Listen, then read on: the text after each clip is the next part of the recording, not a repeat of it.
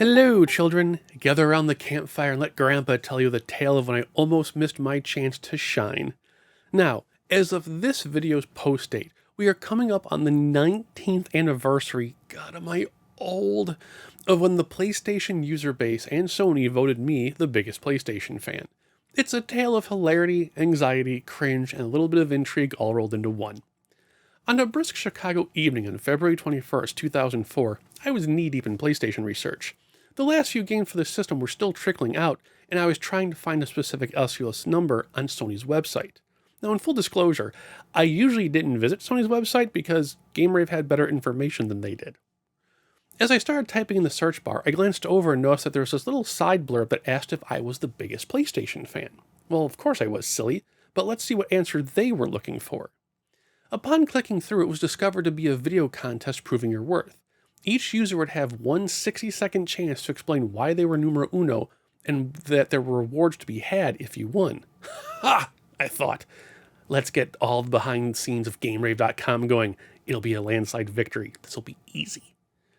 I started my planning, but then spotted the due date, February 23rd, 2004, which was literally 2 days away, and it was already the evening of the day I was on.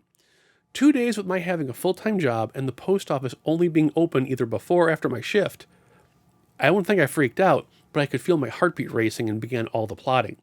I was still 9 years out before signing up for YouTube, which didn't exist in 2004, so I didn't have any camera equipment. I would also need someone to hold the camera and record for me. There was no time for editing. This was going to have to be an all or nothing in as few takes as possible. I called my friend and would be able to shoot on the last day possible, which gave me the prior day to snag the mini VHS recorder from my parents and spend every waking moment setting up all the shots, cleaning up, etc. On the day of shooting, right before my friend came over, I was rereading the fine print just to cover all my bases, and made a discovery that I missed the first time. Sony would not allow any branding to be shown on screen unless it was PlayStation related. So like Namco would be okay since it was a first-party partner, but I couldn't be wearing a Nike sweatshirt. The problem in that instant was I wagered this meant I couldn't talk about Game-Rave, since it was my brand. My entire plan went up in metaphorical smoke. It wasn't worth the risk. My doorbell rang, and I made the only choice left. I became the very thing I hated most. A pickups video. There was just enough time for me to screw up the first sequence twice, and from there, every single shot had to be one and done. We did what we could. With the filming complete, my friend headed home and I quickly hooked up the minicam to my VCR and recorded the sequence of clips to a standard VHS, making sure I was under the 60 seconds.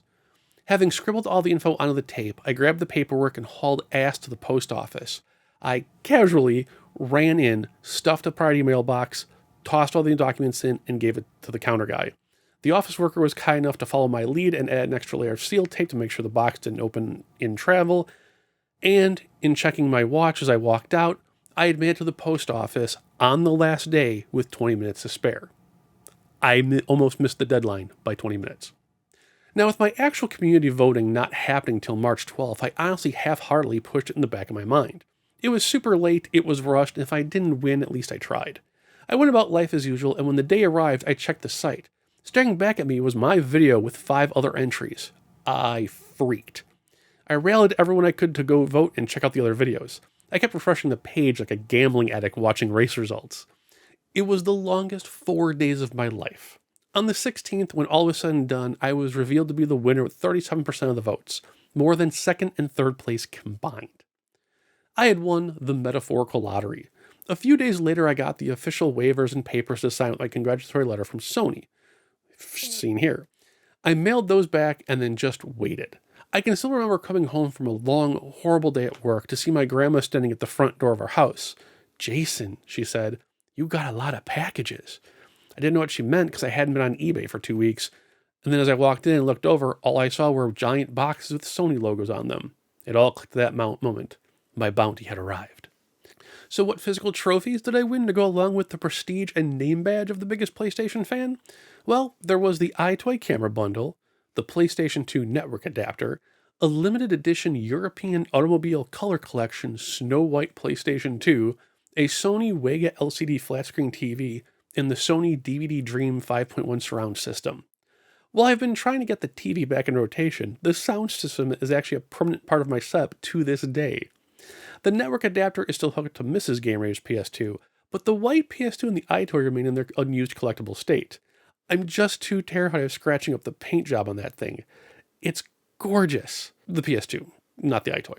What cracks me up to this day is how backwards the final video really was.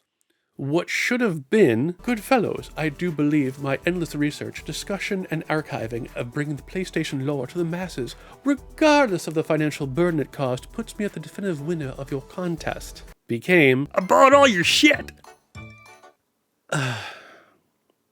Now, there are some pretty footnotes to this tale. The first is that Sony featured the results in the official PlayStation Magazine demo disc, specifically issue number 83. Which, thanks to amazing fellow creators like TeseractE playing through the demos, the moment still lives on. The best, though, was that I was still at EB Games at the time of recording. The month the magazine came out, I was at work and coming off a lunch break from the back room. I opened the door to clock back in, only to see my manager grinning like an idiot. It turns out while I was in the back, two kids came in whispering to each other and looking around.